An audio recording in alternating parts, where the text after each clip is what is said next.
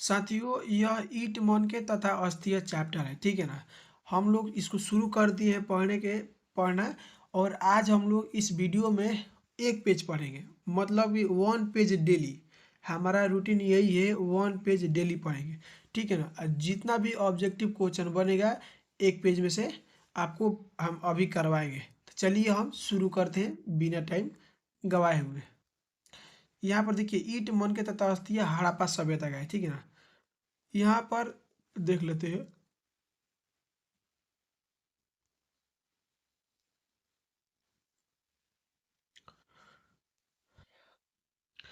देखिए साथियों यहाँ पर कुछ बातें देखिए ध्यान से। यहाँ पर लिखा है ना।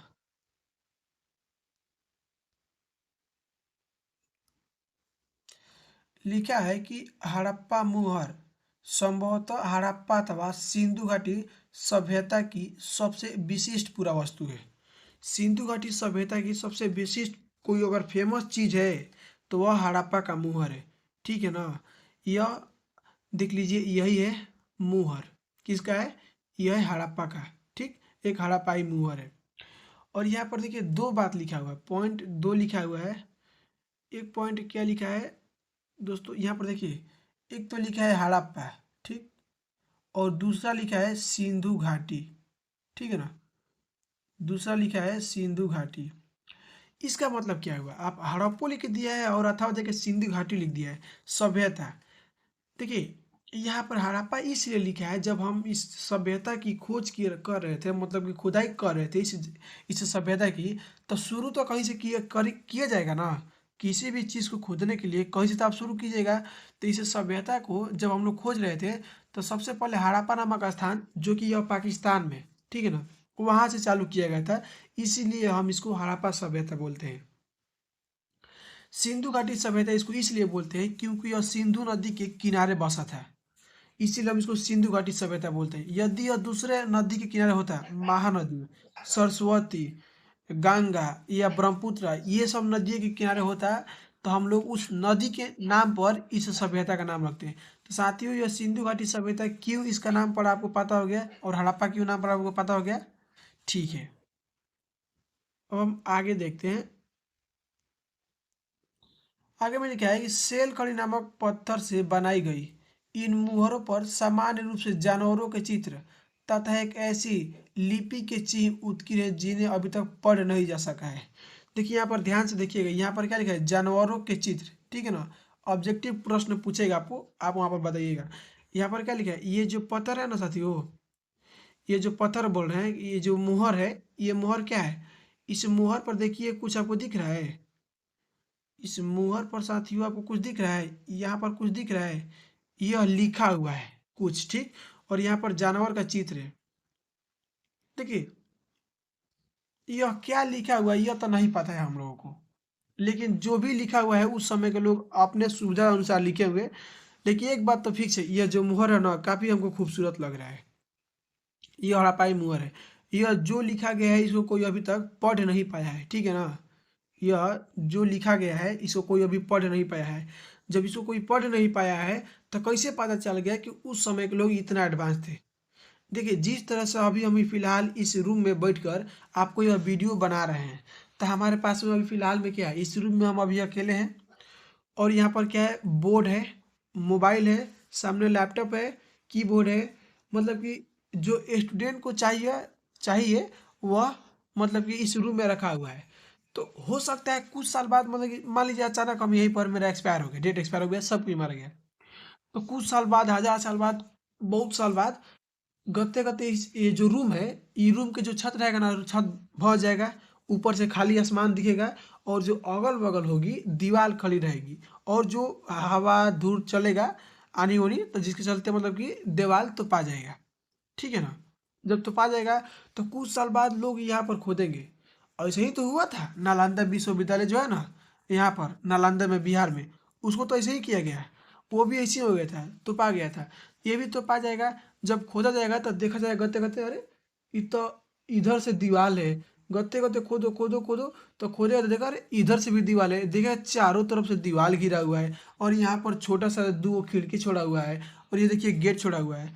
तो और लोग देखेंगे इसमें, देखो और क्या मिला है, देखेंगे यहाँ पर ये कुछ मशीन जो है जैसे लैपटॉप, इतना खराब ना होगा, मतलब कि इतना सड़ेगा नहीं।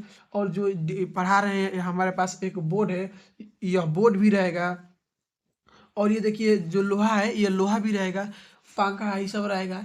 तो लोग अनुमान लगाएंगे कि भाई साहब यहाँ पर ये सब है, तो कहेंगे कि हो सकता है कि यह कोई विद्यार्थी का रूम होगा, क्योंकि बोर्ड बोर्ड दिख रहा है आपको, मशीन लैपटॉप दिख रहा है। तो ऐसे ही चीज़ें मिली है हड़प्पा सभ्यता के स्थलों से। ठीक है ना, तो क्या क्या मिला है हम उसको देखते हैं, जिसके चलते हम लोग पता किए कि भाई साहब ये इतना एडवांस था। देखिए यहाँ पर क्या क्या मिला है।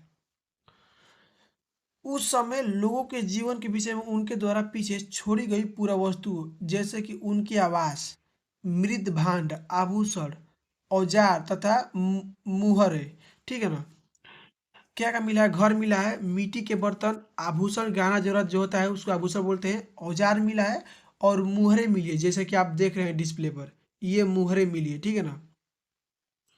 ये लोग, अगर हम बोले ना डायरेक्ट एक शब्द में बोले, तो पुरातात्विक साक्ष्यों के माध्यम से बहुत जानकारी मिलती है हमें। ये जो जो लोग थे ना, हड़प्पा सभ्यता के लोग जो थे ना, बहुत एडवांस थे। हमको कैसे जानकारी मिलती है, तो अगर डायरेक्ट बोले हम कम भाषा में, तो भाई साहब हम बोल देंगे कि हमें हड़प्पा सभ्यता के बारे में पुरातात्विक साक्ष्यों के माध्यम से बहुत जानकारी मिलती है।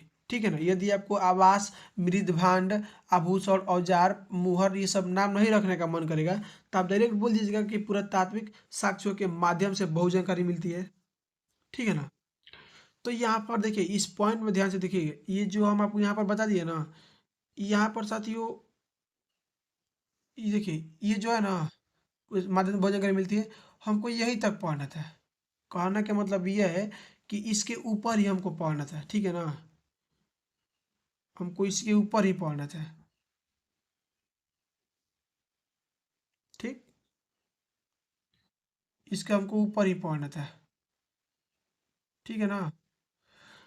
ये जो जिसको हम गोल घेरे हैं ना, ये जानते हैं क्या है, इसमें आप पढ़िए अपने मन से और समझिए, और ये कुछ ना है। ठीक, ये कुछ भी ना है। ठीक, यह कुछ भी ना है। तो हम इसको छोड़ देते हैं। यहाँ से जितना भी हमारा प्रश्न बनेगा इसके ऊपर से बनेगा, जो कि हम आपको बता दिए हैं।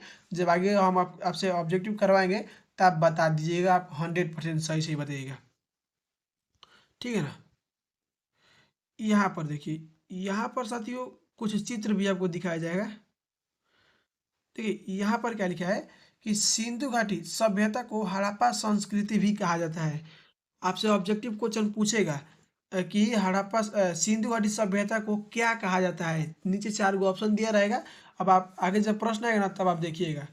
और इसके सामने देखिए लिखा है कि पुरातात्विक। देखिए पुरातात्विक ना संस्कृति शब्द का प्रयोग, आपसे कोई पूछ देगा कि संस्कृति का डिफिनेशन बोलो, तो आप यहाँ से पूरा उठा के बोल दीजिएगा संस्कृति शब्द का प्रयोग पूरा वस्तुओं के ऐसे समूह के लिए करते हैं जो एक विशिष्ट शैली के होते हैं, और सामान्यतः एक साथ एक विशेष भौगोलिक क्षेत्र तथा कालखंड से संबंध पाए जाते हैं। आप इतना बोल दीजिएगा ना, तो संस्कृति शब्द का डिफिनेशन हो जाएगा।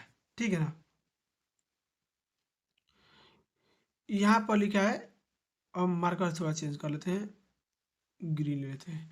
देखिए यहाँ पर लिखा है कि हड़प्पा सभ्यता के संदर्भ में विशिष्ट पुरा वस्तुओं में मुहरे, मन के बाट, पत्थर के फलक और पकी हुई ईंटें सम्मिलित है।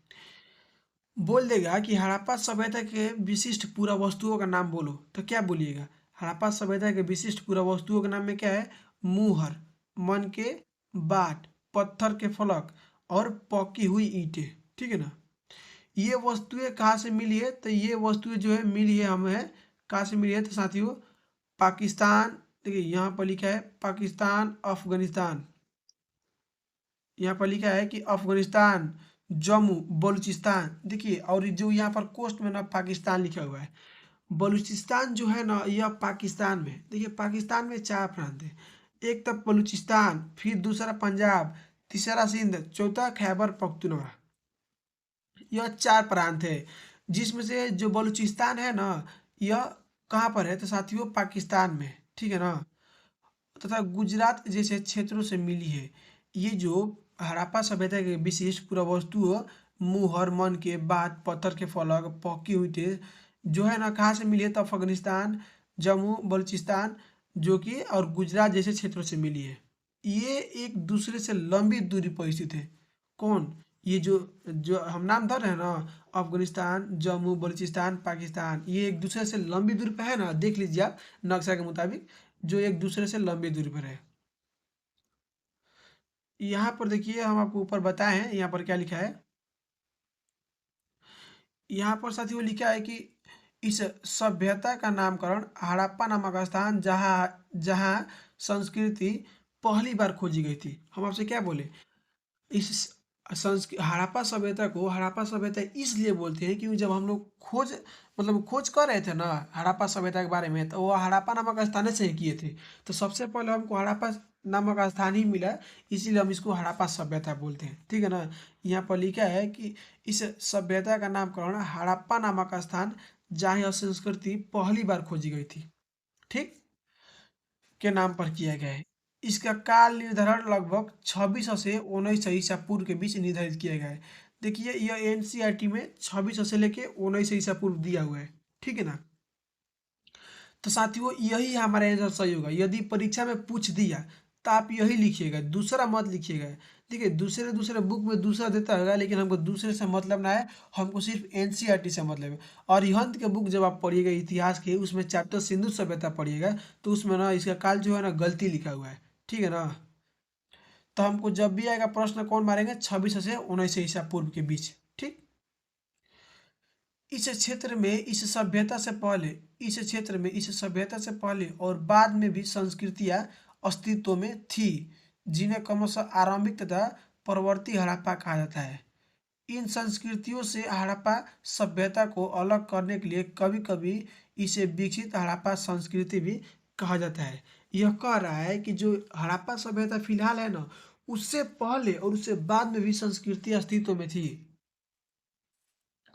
कहने का मतलब ये है साथियों, जैसे मान लीजिए कि अभी फिलहाल में अभी हम हैं, ठीक? तो हमसे पहले हमारे दादाजी थे, और हमारे बाद हमारा पोता रहेगा ना। तो ऐसा ही जब हड़प्पा सभ्यता था तो उससे पहले भी लोग रहते। देखिए लोग कहाँ बसते हैं? लोग वहाँ बसते हैं जहाँ उनको जीने के लिए सुविधा मिल जाए। तो लोग नदी के किनारे बसे थे, तो वहाँ पर उनको क्या मिला?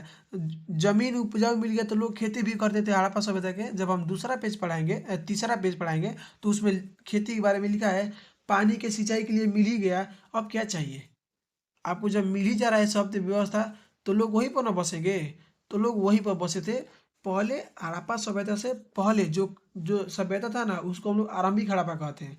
हड़प्पा सभ्यता से पहले के काल को आरंभिक हड़प्पा कहा जाता है, और हड़प्पा सभ्यता के बाद के काल को परवर्ती हड़प्पा कहा जाता है। ठीक है ना? आरंभिक हड़प्पा और परवर्ती हड़प्पा से अ, जैसे कि देखिए यहाँ पर हम दिखा रहे हैं आपको। देखिए यहाँ पर साथियों मान लीजिए, देखिए यहाँ पर, ठीक, समथिंग कुछ भी है। आप जो ये वाला है ना, आप इसको ना, क्या आप इसको मान लीजिए, ये जो ये दिख रहा है ना, आप इसको ना हड़प्पा सभ्यता मान लीजिए। ठीक है ना? ठीक। और इससे पहले हम आपको बना दे रहे हैं एक छोटा सा, यहाँ पर एक नन्हा सा मुन्ना सा बना दे रहे हैं।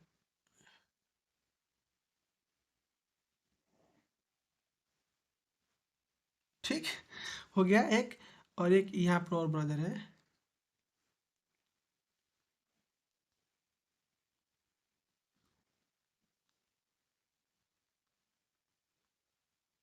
ठीक है ना? देखिए अब यहाँ पर ध्यान से देखिएगा, यहाँ पर साथियों क्या कह रहा है, यहाँ पर देखिए। देखिए ये जो है ना बीच वाला, आप इसको हड़प्पा सभ्यता मान लीजिए। ठीक है ना?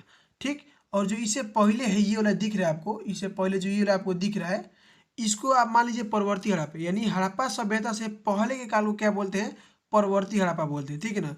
और हड़प्पा सभ्यता से बाद के काल को क्या बोलते हैं? सॉरी, हड़प्पा सभ्यता से पहले के काल को आरंभिक हड़प्पा, और हड़प्पा सभ्यता से बाद के काल को परवर्ती हड़प्पा कहते हैं। ठीक है ना? आप समझ गए ना? अब देखिए आरंभिक हड़प्पा और परवर्ती हड़प्पा, इन दोनों से अलग करने के लिए कभी कभी आरंभिक हड़प्पा और परवर्ती हड़प्पा से हड़प्पा सभ्यता को अलग करने के लिए हम इसको कभी कभी विकसित हड़प्पा संस्कृति भी कह देते हैं। ठीक है ना।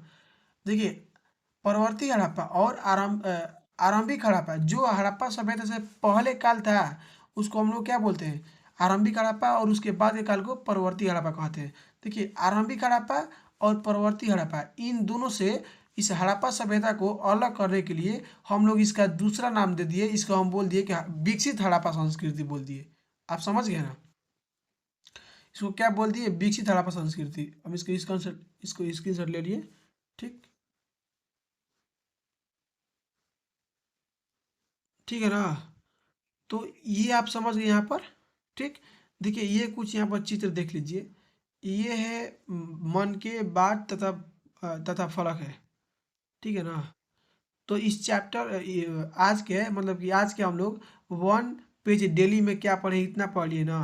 तो इसका हम ऑब्जेक्टिव कवर करते हैं, इसमें जितना पूछा जाएगा आप देखिएगा, सब बताइएगा। ठीक, ठीक है दोस्तों। तो ये रहा हमारा ऑब्जेक्टिव प्रश्न। ठीक है ना। यहाँ पर बोल रहा है पहला प्रश्न, इसका हम मार्कर का कलर चेंज कर दे रहे हैं। यहाँ पर पहला प्रश्न बोल रहा है कि सिंधु सभ्यता में मुहर बनता था। आपको हम बताए हैं ना किस चीज से बनता था। ऑप्शन नंबर ए सेल खड़ी का, बी लोहा का, सी तांबा का, डी इनमें से सभी का। साथियों हमारा आंसर होगा ऑप्शन नंबर ए सेल खड़ी का। प्रश्न है हमारा अगला यानी 2 नंबर। दूसरा प्रश्न बोल रहा है, साथियों दूसरा प्रश्न बोल रहा है कि हड़प्पा की बस्तियों से 2000 से अधिक मुहरें पाई गई है, ये बनी होती है। ऑप्शन नंबर सुनिए, लोहे की, बी चांदी की, सी फिरोजा पत्थर की, डी सेल खड़ी का। साथियों हमारे आंसर का होगा ऑप्शन नंबर डी सेल खड़ी का। ठीक है ना। हड़प्पा सभ्यता की मुहर किस चीज से बनी होती है, सेल खड़ी पत्थर से बनी होती है। ठीक है ना, बनी हुई थी, होती नहीं है, मतलब बनी हुई थी उस समय हड़प्पा सभ्यता के। प्रश्न तीसरा हमारा बोल रहा है कि हड़प्पा सभ्यता में पाई गई मुहरें आमतौर पर किस प्रकार की होती थी। साथियों ऑप्शन नंबर सुनिए, त्रिभुजाकार, बी गोलाकार, सी चौकोर, डी इनमें से सभी। साथियों हमारा क्या होगा, ऑप्शन नंबर सी चौकोर। कैसा था उसका आकार, इसी तरह से था ना। देखिए तो इसी तरह से ना था उसका आकार। तो ये चौकार हो गया ना, ये है चौकार। ठीक, प्रश्न है हमारा नेक्स्ट नंबर, बोल रहा है 4 नंबर। चौथा प्रश्न बोल रहा है साथियों कि हड़प्पा कहाँ पर स्थित है। ऑप्शन नंबर सुनिए, पाकिस्तान में, बी भारत में, सी नेपाल में, डी भूटान में। साथियों हड़प्पा कहाँ पर स्थित है, तो हमारे आंसर होगा ऑप्शन नंबर ए पाकिस्तान में। प्रश्न है हमारा 5 नंबर, बोल रहा है कि सिंधु घाटी सभ्यता के स्थलों में सर्वप्रथम किस स्थल का उत्खनन हुआ था। ऑप्शन नंबर ए सुनिए, हड़प्पा, बी मोहनजोदड़ो, सी लोथल, डी धौलावीरा। साथियों ऑप्शन नंबर ए हड़प्पा। ठीक है ना। प्रश्न है हमारा 6 नंबर, बोल रहा है कि हड़प्पा सभ्यता के मुहर पर किसका चित्र है। ऑप्शन नंबर ए सुनिए, जानवरों का, बी मनुष्यों का, सी पक्षियों का, डी भवनों का। साथियों हमारे आंसर होगा ऑप्शन नंबर ए जानवरों का। प्रश्न नंबर 7वां बोल रहा है कि हड़प्पा सभ्यता के जानकारी का स्रोत क्या है। ऑप्शन नंबर सुनिए, आवास, बी आभूषण, सी मुहरों, डी इनमें से सभी। साथियों हड़प्पा सभ्यता के